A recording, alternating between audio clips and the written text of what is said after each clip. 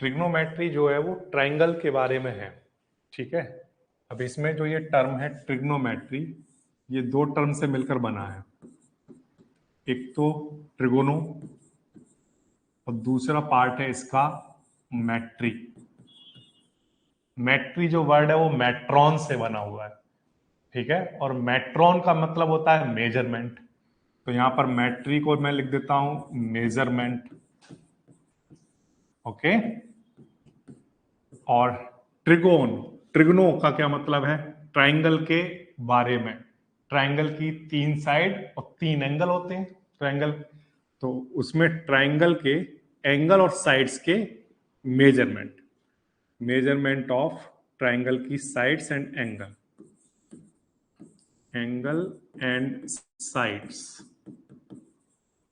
Of a triangle. तो अगर कोई आपसे ये पूछे कि ट्रिग्नोमेट्री क्या होता है, ठीक है, तो आप सिंपल सी बात कहना कि ट्रिग्नोमेट्री किसी भी ट्रायंगल के साइड्स और उसके एंगल के रिलेशनशिप्स होते हैं।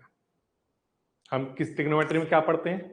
किसी भी ट्रायंगल के साइड्स और उसके एंगल के रिलेशनशिप्स, बस इतनी सी बात है, ठीक है। अच्छा, ये तो बेसिक सी फॉर्मल डेफिनेशन हो गई जो मुझे आपको बतानी थी सिर्फ, बट एग्जाम में कभी नहीं पूछी जाएगी कि इसका क्या मतलब होता है। ओके, अब इसके आगे की बात सुनो। ट्रिग्नोमेट्री की शुरुआत कहां से होती है उसको समझते हैं। ट्रिग्नोमेट्री की शुरुआत होती है एक एक्सपेरिमेंट से। क्या एक्सपेरिमेंट से? देखो, ये एक ट्रायंगल है, ओके। इस ट्रायंगल में, इस ट्रायंगल में ये जो है ना, ये हाइट है, और ये जो है ये बेस है, और ये जो है ये हाइपोटेनस है। अगर यहां पर एंगल कितना बन रहा है? 90 डिग्री, ठीक है। अब मैं ये कह रहा हूं कि ये जो हाइट है, अगर मैं इस हाइट को थोड़ा सा खिसकाकर आगे की तरफ लेकर आऊं, मतलब यहां कहीं लेकर आ जाऊं, ठीक है, यहां इतना लेकर आ गया, और ये जो यहां एंगल बन रहा था इसको मैंने चेंज नहीं किया है, तो मैंने ये चीज देखी है कि ये जो हाइट है और ये जो बेस है, इनके रेशियो हमेशा आपस में इक्वल रहते हैं। इस बात का क्या मतलब है? इस बात का मतलब ये है कि ये वाली जो हाइट है, ये सपोज करो एग्जाम्पल के लिए है 20, ठीक है, एग्जाम्पल के लिए कितनी है? 20। और ये वाली जो बेस है, ये सपोज करो कितना है? 40, ठीक है। अब जब मैं इस हाइट को मैंने यहां पर बनाया, एंगल चेंज नहीं किया, हाइट यहां बनाई, तो ये हाइट अगर 10 है तो ये वाला बेस कितना रहा होगा? तो आंसर है कि पहले ये 20 था, ये टोटल 40 था, तो अगर ये 10 है तो ये कितना रहा होगा? ये रेशियो चेंज नहीं हो रहा है। आप कितने भी यहां पर हाइट बना लेना, मतलब जैसे मान लो अगर कोई इतनी बड़ी, ये देखो एंगल तो यही रखे, तो और आगे लेकर जाओ, इसको और आगे लेकर जाओ, और हाइट इतनी बड़ी कर दे कोई, मतलब ये वाला ट्रायंगल में एंगल वही है लेकिन हाइट अब इतनी बड़ी हो गई, तो हाइट मान लो किसी ने यहां पर लिख दी 60, तो बता सकते हो कि ये कितना रहा होगा? कितना? 120 रहा होगा। यहां से शुरुआत हुई ट्रायंगल की, ये ट्रिग्नोमेट्री की। इस ट्रिग्नोमेट्री में एक बात खास है कि यहां पर जो हाइट है और जो बेस है उसके रेशियो कांस्टेंट रहते हैं जब तक कि क्या चेंज ना हो? एंगल। एंगल अगर यही रखा जाए तो हाइट और बेस के रेशियो हमेशा सेम रहेंगे। ये बात क्लियर है? अच्छा, सिर्फ हाइट और बेस के नहीं, हाइपोटेनस और बेस के रेशियो सेम रहते हैं, हाइट के हाइपोटेनस के रेशियो सेम रहते हैं। जैसे मैंने आपको हाइट और बेस का बताया, ऐसे सारे रेशियो कैसे रहते हैं? सेम रहते हैं, कांस्टेंट रहते हैं। यहां से ट्रिग्नोमेट्री की शुरुआत हुई, ठीक है। ये तो मैंने आपको बता दिया कि ओरिजिन कहां से शुरू हुई। अब मैं आपको क्लास 10th की ट्रिग्नोमेट्री पढ़ाता हूं, बताता हूं कि आपको सीखनी कैसे है, ठीक है। वो मेरा अलग तरीका बताने का। देखो सुनो ध्यान से, ट्रिग्नोमेट्री में सबसे पहली चीज आपको जो सीखनी है वो ये ट्राइंगल ए बी सी। जितनी भी बातें करेंगे वो हम राइट एंगल ट्राइंगल की करेंगे, ठीक है। ये एक राइट एंगल ट्राइंगल है एबीसी। इस ट्राइंगल में यहां पर कोई एक एंगल बन रहा है मान लो, उस एंगल का हमने नाम रख दिया, मान लो ये सिंबल लिखा, इस सिंबल को पढ़ते हैं थीटा। क्या पढ़ते हैं? थीटा। ये जो एंगल बन रहा है ना, इस एंगल के सामने वाली साइड हमेशा परपेंडिकुलर होगी, ऑलवेज। इस एंगल के सामने वाली जो भी साइड होगी उसका क्या नाम होगा? परपेंडिकुलर। और ये जो 90 डिग्री बन रहा है, इस 90 डिग्री के सामने वाली साइड ऑलवेज क्या होगी? हाइपोटेनस। ठीक है। इस एंगल के साथ वाली जो साइड होगी वो ऑलवेज क्या होगी? बेस। ये बात आ गई आपको समझ में? ठीक। अच्छा, मतलब ये कि अगर मान लो एग्जाम्पल के लिए, अगर यहां पर एक ट्रायंगल बनाया जाए, राइट एंगल ट्रायंगल, इस तरह से ए बी सी, और ये राइट एंगल है और एंगल बन रहा है यहां पर। ठीक है, बताओ परपेंडिकुलर कौन होगा? परपेंडिकुलर का नाम बताओ, क्या होगा? ये वाली साइड BC, ये कौन होगी? परपेंडिकुलर। क्योंकि एंगल के सामने वाली साइड क्या होती है? Always perpendicular. और 90 डिग्री के सामने वाली साइड ऑलवेज क्या होती है? और एंगल के साथ वाली साइड हमेशा क्या होती है? बेस। इतनी बात याद रहेगी। ठीक है, ये बात ध्यान रखना। सबसे पहली बात जो ट्रिग्नोमेट्री में याद रखनी है वो क्या? जो एंगल जिसकी बात हो रही है उस एंगल के सामने वाली साइड क्या होगी? परपेंडिकुलर। हाइपोटेनस तो कभी चेंज नहीं होता, ये तो मैंने सिर्फ आपको समझाने के लिए बता दिया। हाइपोटेनस तो हमेशा वही रहेगा। ठीक है, तो अगर एंगल के सामने वाली साइड परपेंडिकुलर होगी तो जो बच गई वो साइड वो हमेशा क्या हो जाएगी? बेस। या याद रखने के लिए ऐसे याद रख सकते हो कि एंगल के साथ वाली साइड क्या होगी? एंगल के साथ वाली साइड बेस। ठीक है, यहां तक बात आ गई समझ में? अब इसके बाद देखो, मैंने आपको स्टार्टिंग में बता दिया कि ये जो परपेंडिकुलर है, ये जो बेस है, इनके रेशियो हमेशा क्या रहते हैं? कांस्टेंट। हमेशा कांस्टेंट रहते हैं। उन कांस्टेंट रेशियो का हमने नाम रख दिया है कुछ। ठीक है, उनको हम कहते हैं ट्रिग्नोमेट्रिक रेशियो, या जिनका नाम होता है टी रेशियो। ट्रिग्नोमेट्रिक रेशियो या टी रेशियो। ठीक है, सबसे पहला रेशियो सुनो आप। सबसे पहला वाला जो रेशियो होता है उसका नाम होता है SINE थीटा, साइन थीटा। ठीक है, दूसरा वाला जो होता है वो होता है कोसाइन, COSINE थीटा, है ना। तीसरा वाला होता है टेंजेंट, टेंजेंट थीटा। चौथा होता है कोटेंजेंट थीटा। इसके बाद नेक्स्ट होता है सेकेंट थीटा। फिर नेक्स्ट होता है कोसेकेंट थीटा।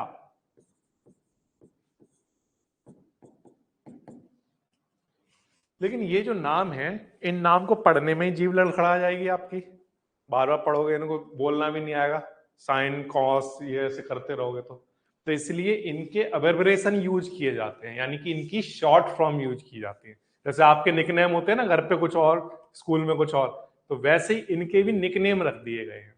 इनके निकनेम इस तरह से रखे गए हैं कि SINE का सिर्फ SIN यूज किया जाएगा, साइन थीटा सिर्फ ऐसा पढ़ा जाएगा। ठीक है, और कोसाइन में सिर्फ कॉस यूज किया जाएगा और साथ में क्या लिखा जाएगा?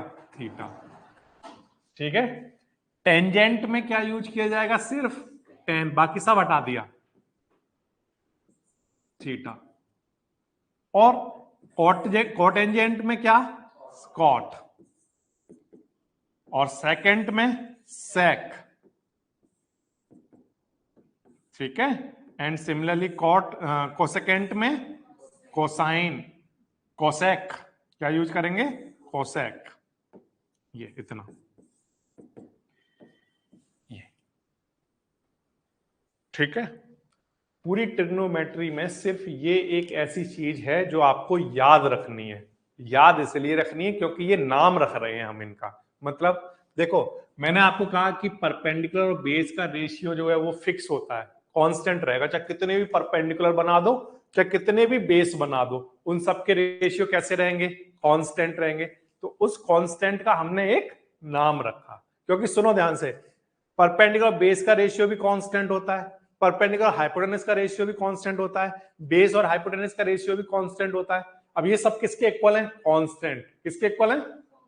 अब उन सब कांस्टेंट में से कौन से कांस्टेंट की बात हो रही है, तो याद कैसे रहेगा, इसलिए हमने क्या कर दिया, इनका नाम रख दिया। हमने कहा कि देखो जब भी बात हो रही हो परपेंडिकुलर और हाइपोटेनस के रेशियो की, तो उसका नाम क्या रखना, साइन थीटा। ठीक है। जब भी बात हो रही हो बेस और हाइपोटेनस के रेशियो की, तो उसका नाम क्या रखना, कॉस थीटा। ठीक है। और जब भी बात हो रही हो परपेंडिकुलर और बेस के रेशियो की, तो टेन थीटा। और जब भी बात हो रही हो बेस और परपेंडिकुलर की रेशियो की, तो ऑड थीटा। और जब भी बात हो रही हो हाइपोटेनस और बेस के रेशियो की, तो सेक थीटा। और जब भी हाइपोटेनस और परपेंडिकुलर के रेशियो की बात होगी, तो कोसेक थीटा। ये सिर्फ वो चीज लिखी हुई है बोर्ड पर जो कि आपको रेशियो के नाम लिख रहे हो, आप अभी नाम रख रहे हो आप इनका। अगर आप एक बार नाम रख दोगे, जैसे आपने कोई बच्चा इस दुनिया में आया, आपने उसका नाम रख दिया, उसके बाद वो ग्रो होगा, फिर उसकी लाइफ में बहुत सारी चीजें होंगी जिसको आप स्टडी कर सकते हो। तो सबसे पहली बेसिक सी चीज कि अगर कोई आपसे पूछे कि sine theta P upon H क्यों होता है, ठीक है, तो आपका आंसर क्या होगा? आप ट्रिग्नोमेट्री में हर चीज का आंसर दे सकते हो, सिर्फ एक चीज ऐसी है, अगर मैं पूछूं कि sine theta P upon H क्यों होता है, तो आप क्या आंसर करोगे? ये उसकी डेफिनेशन है। ये क्या है उसकी? साइन थीटा की डेफिनेशन क्या है? The ratio of perpendicular and hypotenuse is known as sine theta. तो केवल डेफिनेशन को छोड़कर बाकी की जितनी भी चीज होती है उन सबके प्रूफ होते हैं, केवल डेफिनेशन बनाई जाती है, ठीक है, उसको नाम दिया जाता है। तो केवल इनकी डेफिनेशन है, बाकी सब ट्रिग्नोमेट्री में हर चीज का प्रूफ है और हर चीज का क्यों है। ठीक है। अब आप इनको ध्यान से सुनो, ध्यान से देखो, ये जो साइन थीटा है ये पी अपॉन एच लिखा हुआ है, और ये जो कोसेक थीटा है ये एच अपॉन पी लिखा हुआ है। तो ये दोनों तो एक दूसरे के उल्टे हैं, आया ना? तो इसका मतलब साइन थीटा को क्या लिखा जा सकता है? वन अपॉन क्या, कोसेक थीटा। ठीक है। कैसे, देखो एक बार मैं करके भी दिखाता हूं आपको। यहां पी अपॉन एच लिखा हुआ है, तो हम क्या कर रहे हैं, इसको अपनी तरफ से पी अपॉन एच है, इसको ऐसा कर लेते हैं, इसको डिवाइड करा लेते हैं पी से। ठीक है, किससे डिवाइड करा लेते हैं? पी से, ऊपर नीचे अपनी तरफ से। देखो ऊपर पी अपॉन एच लिखा हुआ था, इसको अपनी तरफ से किससे डिवाइड करा लिया? पी से। तो पी से पी कैंसिल हो गया, क्या बचा? और एच अपॉन पी को क्या कहते हैं? यानी कि साइन थीटा किसके इक्वल होता है? वन अपॉन कोसेक थीटा के। ये बात आ गई समझ में? ठीक। अच्छा, अब फिर से देखो, कॉस थीटा होता है B upon H, sec theta क्या होता है? H upon B. ऐसे ही यहां पर हम अगर ऐसा करें तो कि ये बी अपॉन एच लिखा हुआ है, इसको अपनी तरफ से बी से डिवाइड करा लो, तो बी से बी कैंसिल, क्या बचा बोलो? और एच अपॉन बी को क्या कहते हैं? ये डेफिनेशन है उसकी। तो यानी कि कॉस थीटा क्या होता होगा? बात आ गई समझ में? ठीक। फिर से यहां पी अपॉन बी लिखा हुआ है, पी अपॉन बी, इसको ऊपर नीचे पी से डिवाइड करा दो। ठीक है, पी से पी कट गया, क्या बचा? और B upon P cot theta, यानी कि टेन थीटा इक्वल होता है वन अपॉन कॉट थीटा। ठीक है, तो एक बार फिर से देखो, बी अपॉन पी लिखा हुआ था, इसको बी से डिवाइड करा दो। हमें कैसे पता चलेगा किससे डिवाइड कराना है? ऊपर वाले नंबर से डिवाइड कराना है। ठीक है, तो बी से बी कैंसिल, क्या बचा? वन। और पी अपॉन बी को आप लोग क्या कहते हो? Tan theta. फिर से एच अपॉन बी लिखा हुआ है, बताओ किससे डिवाइड कराओगे? एच से।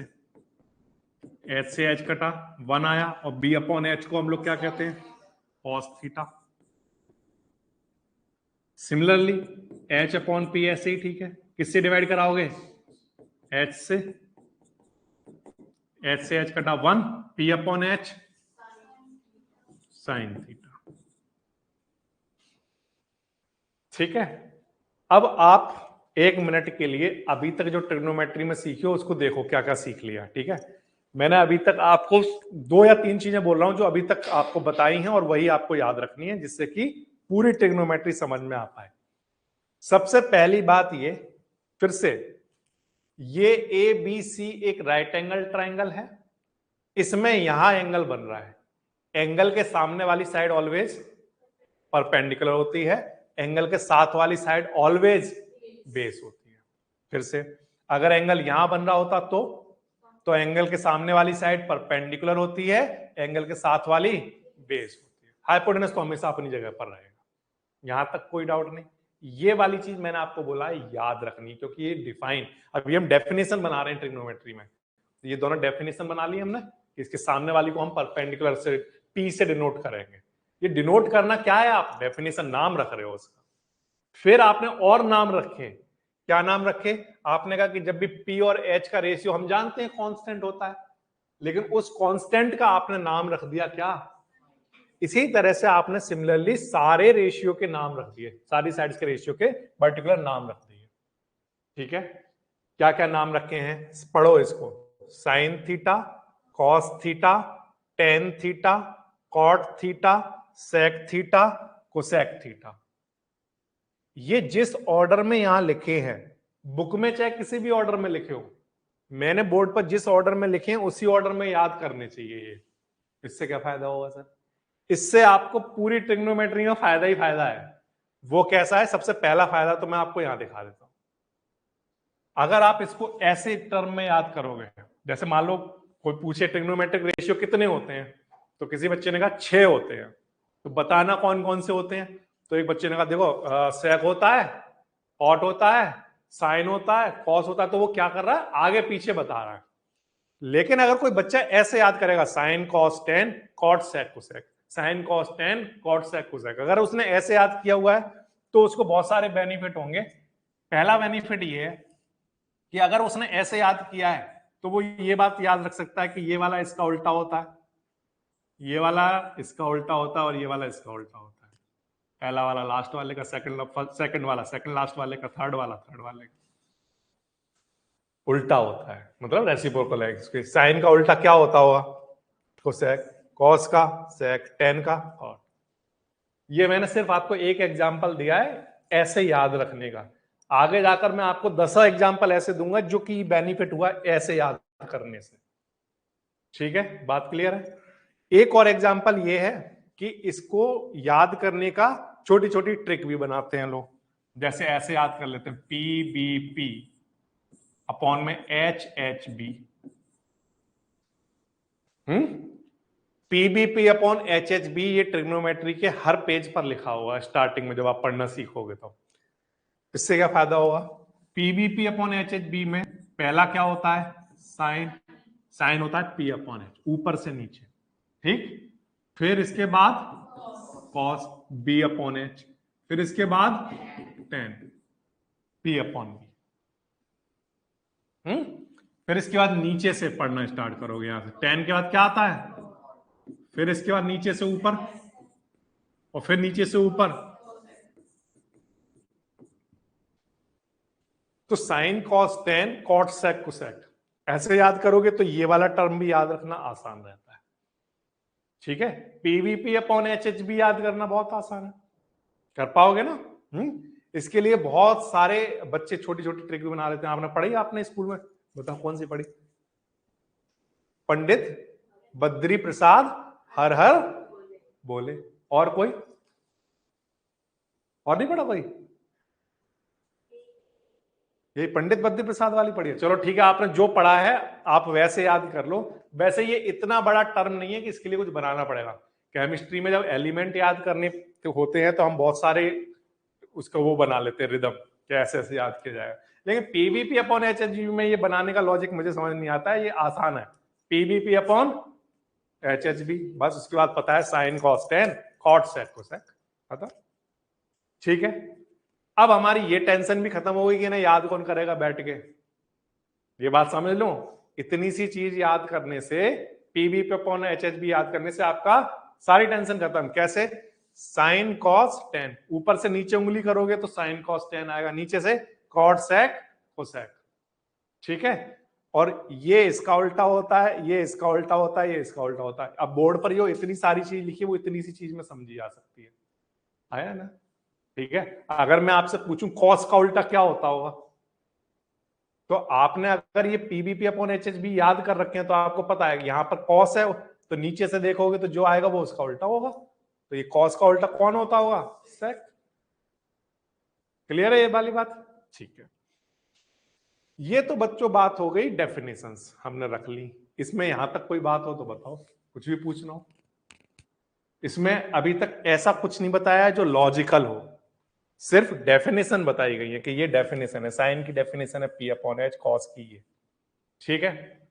अब सवाल आता है कि ट्रिग्नोमेट्रिक रेशियो के जब क्वेश्चन आते हैं तो उनको सॉल्व कैसे करते हैं। सॉल्व करने का तरीका सारे क्वेश्चंस का बिल्कुल एक जैसा है। ट्रिग्नोमेट्रिक रेशियो का कोई भी क्वेश्चन आएगा उसको करने का तरीका हमेशा एक जैसा रहेगा, उसमें कुछ भी चेंज नहीं होगा, चाहे कैसा भी क्वेश्चन आ जाए। देखो मैं आपको एक क्वेश्चन आपके सामने करके दिखाता हूं। जैसे मान लो क्वेश्चन आया हमारे पास,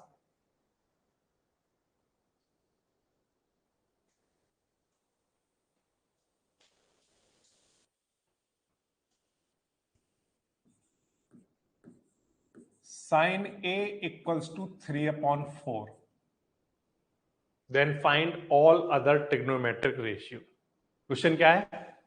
sine A equals to 3/4, then find all other trigonometric ratio. यानी साइन ए गिवन है, cos tan cot sec cosec सब निकाल कर दिखाओ, केवल साइन पता है, ठीक है, कोई बात नहीं। अब सुनो ध्यान से,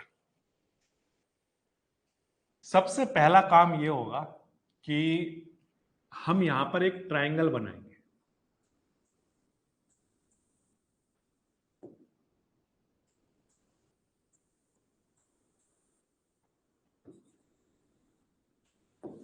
ये ट्रायंगल बन गया। इस ट्रायंगल में यहां पर 90 डिग्री होगा, पक्की बात है, ट्रिग्नोमेट्री पढ़ रहे हैं तो राइट एंगल ट्रायंगल की बातें हो रही हैं। अब इसका नाम रखने वाला हूं मैं, ठीक है। जब मैं नाम रखूंगा तो आप ये बात ध्यान रखना कि यहां जो कुछ भी लिखा है उसको मैं हमेशा यहां लिखूंगा। मतलब यहां पर क्या लिखा है तो मैं ए नाम इस पॉइंट कॉर्नर का दूंगा हमेशा, बाकियों का कुछ भी रख दो, ए बी सी। इससे क्या फायदा हुआ सर? इससे यह फायदा हुआ कि साइन ए का मतलब यह है कि एंगल यहां बन रहा है। मतलब अगर साइन सी लिखा होता सर तो ऐसे, है ना, तो इस बात का क्या मतलब होता? साइन सी का मतलब होता एंगल यहां बन रहा है, सी पर बन रहा है। और साइन ए का क्या मतलब है? एंगल ए पर बन रहा है। तो जो यहां पर दिया होता है मैं वो यहां लिख लेता हूं, क्योंकि जनरली बच्चों को ये आदत होती है कि आपको, जब मैंने ये वाली बात नहीं बताई थी कि एंगल के सामने वाला परपेंडिकुलर होता है, आप इस चीज को भूल जाओ। तो अगर मैं आपसे वैसे ही पूछता कि ये एक राइट एंगल ट्रायंगल है, बताना परपेंडिकुलर कौन सा है, तो आप क्या कहते? यही बताते, क्योंकि हम लोगों को बेस की आदत ऐसी है ना, हमेशा से कि ये चीज बेस होती है, तो हम लोगों को बेस की यही तो आदत है। कोई बच्चा कहेगा ये बेस है? नहीं कहेगा। आज मैंने क्या बोला? एंगल के साथ वाली साइड बेस होती है, तो क्या होगा, अब उसे याद रखना पड़ेगा हमेशा कि एंगल के साथ वाली बेस होती है। तो मैं ये कह रहा हूं कि ये प्रॉब्लम ट्रिग्नोमेट्री में कहीं आए ना, उसको क्या तरीका है कि वो प्रॉब्लम ना आए, कभी याद ही ना रखना पड़े। उसका यही तरीका होता है कि जो चीज यहां दे रखी वो यहां बना लो, तो उससे आपका जो एंगल है वो यहां बन गया, है ना, ठीक है। अच्छा अब सुनो ध्यान से, साइन ए कितना है? 3/4। साइन होता क्या है? पी बाय, ये कैसे पता चलेगा? PBP upon H H B से, जो पहला वाला होगा वही साइन होता है, ठीक है। तो अब बच्चों आपको P और H का रेशियो पता चल गया, कितना रेशियो है। तो मैंने लेट कर लिया, लेट P कुछ रहा होगा 3 के और H कुछ रहा होगा कितना, P कितना रहा होगा। अरे ये क्या दिया हुआ है, रेशियो, सुनो ध्यान से, यहां पर हमें क्या दिया हुआ है, रेशियो। हर क्वेश्चन में रेशियो गिवन होगा। रेशियो किस किस का है बोलो, P और H का रेशियो कितना। तो हम मान लेते हैं कि अगर रेशियो गिवन है तो P कुछ रहा होगा कितना और H कुछ रहा होगा कितना। ठीक है, अब आपको क्या क्या पता है, P पता है, P कौन सा है ये, अब मुझे याद ही नहीं करना कि P कौन सा है क्योंकि मैंने एंगल यहां बना लिया। ठीक है, क्लियर है ये बात। P 3K है और H कितना है 4K। अब एक बार फिर से सुनो, क्या दिया हुआ था, साइन ए कितना दिया हुआ था, साइन ए होता क्या है, यानी कि हमें क्या गिवन है, किस किस का, तो P हमें पता है और H हमें पता है। जी सर K क्यों लिखा है यहां पर, क्योंकि ये क्या है, रेशियो। ठीक है, अच्छा अब देखो कैसे सॉल्व करोगे इस क्वेश्चन को। सबसे पहले इस ट्राइंगल में, इस राइट एंगल ट्राइंगल में आपको तीनों साइड पता होनी चाहिए। अभी हमें कितनी साइड पता है, दो, तीसरी साइड हम निकाल लेंगे क्योंकि यहां 90 डिग्री है तो पाइथागोरस थ्योरम लग जाएगी। तो मैं पाइथागोरस थ्योरम लगा रहा हूं सबसे पहले, बाय पाइथागोरस थ्योरम। क्या होती है पाइथागोरस थ्योरम, हाइपोटेनस का स्क्वायर इक्वल टू परपेंडिकुलर का स्क्वायर प्लस बेस का स्क्वायर। बेस कितना है ए बी। ठीक है यहां तक, हाइपोटेनस का square perpendicular square plus base का स्क्वायर लिख दिया। अब 4K का स्क्वायर कराओ कितना आएगा, 16K स्क्वायर, और इधर कितना आएगा 9K स्क्वायर। अब 9K स्क्वायर जब 16K स्क्वायर में से माइनस कराओगे तो कितना 7K स्क्वायर, और इधर क्या चल रहा था, स्क्वायर हटाओगे तो रूट आ जाएगा। अब ये जो K स्क्वायर है ये रूट से बाहर आ जाएगा, कितना बनेगा K√7, K स्क्वायर रूट में से बाहर आ गया K√7, यानी कि इसकी वैल्यू हमारे पास आई है √7K, ए बी की वैल्यू। अब हमें क्या पता चल गई, तीनों साइड पता चल गई। ट्रिग्नोमेट्रिक रेशियो का क्वेश्चन करने के लिए सबसे पहले ऑलवेज अगर गिवन ना हो तीनों साइड तो आपको सबसे पहले क्या लगानी पड़ेगी, पाइथागोरस थ्योरम। सबसे पहले तीनों साइड पता करनी पड़ेगी। ठीक है, अब जब तीनों साइड पता चल गई उसके बाद तो ये छोटे बच्चों वाला काम रह जाएगा बस ट्रिग्नोमेट्री में। कैसे, देखो आपको बताना है सारे ट्रिग्नोमेट्रिक रेशियो, तो मान लो आपको कॉस ए बताना है, कॉस ए क्या होता है B/H, B कितना है, H कितना है, ध्यान रखना ये हमारा B है, ये H है और ये, तो B हमारा √7K है, H कितना है, K से K क्या आ जाएगा,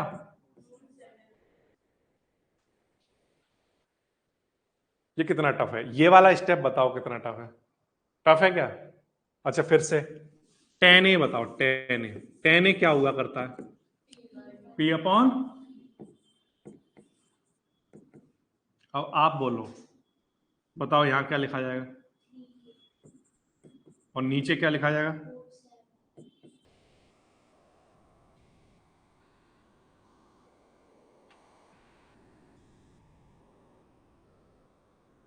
आगे बढ़े। देखो एक क्वेश्चन पढ़ रहा हूं,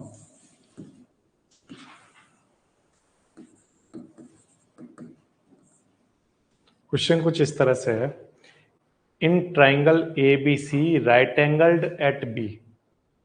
सुनो ध्यान से, in triangle A B C right angled at B का मतलब ये है, एक हमें ट्राइंगल बनाना है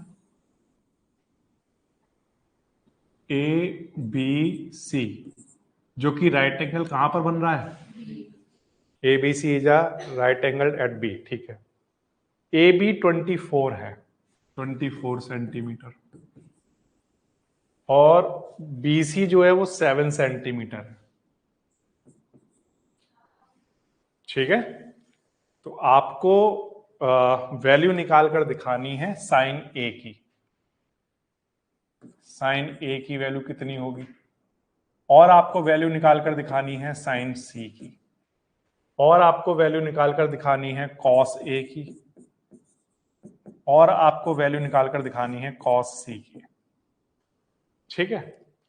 अब देखो, अगर आप ध्यान से देखो तो अभी भी हमारे पास दो क्वांटिटी हैं, तो हम सबसे पहला काम क्या करेंगे, पाइथागोरस थ्योरम लगाएंगे। तो ट्रायंगल ए बी सी में पाइथागोरस थ्योरम लगाओ सबसे पहले। क्या होगा, ए सी का स्क्वायर किसके इक्वल होगा, 24 का स्क्वायर प्लस 7 का स्क्वायर, ये आएगा 576, और ये 49, ये कितना आ जाएगा 625, ठीक है। और 625 कितना आएगा 25, तो ये निकल कर आ गया 25 सेंटीमीटर। तो मैं ये कह रहा हूं ट्रिग्नोमेट्रिक रेशियो के क्वेश्चंस में आपका सबसे पहला काम ही यही होगा, क्या, तीनों साइड निकालना, ठीक है। दो दे रखी होंगी हर हाल में, तीसरी आपको निकालनी होगी, वो कोई सी भी हो सकती है, कभी ये निकालनी पड़े कभी ये, कोई भी हो सकती है। जब ये तीनों साइड पता चल गई, उसके बाद क्वेश्चन में कुछ भी नहीं बचा, उसके बाद बस आपने PBP upon H H B लिखना है, ठीक है।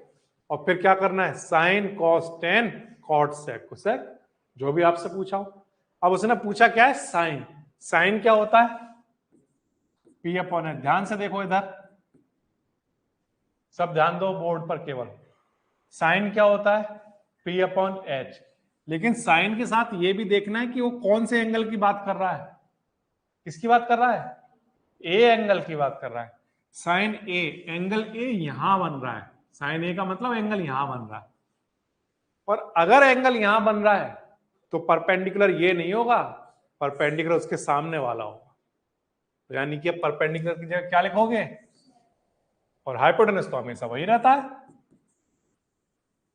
बात आई समझ में। लेकिन अगर मान लो क्वेश्चन में उसने साइन सी पूछा है, तो सी का मतलब एंगल यहां बन रहा है। साइन तो हमेशा पी अपॉन एच ही रहेगा, फॉर्मूला थोड़ी बदलेगा, यहां कुछ भी लिख दो उससे कोई फर्क नहीं पड़ेगा, फॉर्मूला क्या रहेगा, पी अपॉन एच।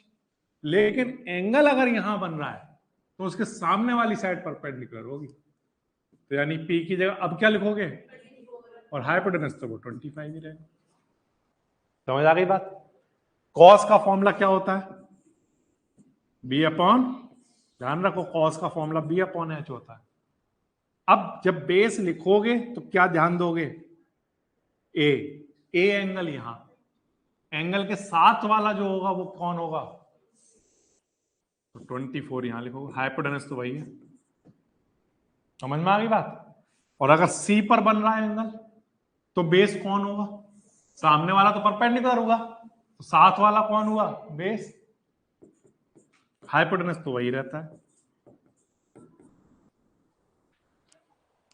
समझ आ गई बात। अब अगर मैं किसी बच्चे से ये पूछूं, इसी क्वेश्चन में अगर वो ये पूछता सेक ए की वैल्यू बताओ, कौन बच्चा बता सकता है सेक ए की वैल्यू, बोलो क्या लिखोगे, एच अपॉन क्या आएगा,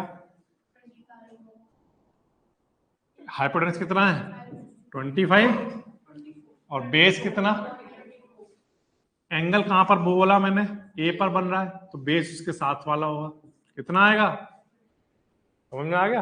अच्छा एक वैल्यू आप बताओ, मान लो मैंने आपको बोला आप मुझे tan c की वैल्यू बताओ,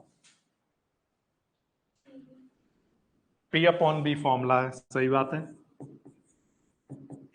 एंगल कहां बन रहा है, C पर, यानी यहां बन रहा है, परपेंडिकुलर 24 आएगा, बेस 7 आएगा, बिल्कुल आसान। कोई भी सपना साकार करने के लिए सबसे जरूरी है सही कोच का होना। चुनिए GS क्लासेस को और करें अपने बोर्ड एंड JEE का सपना साकार। Download the app now.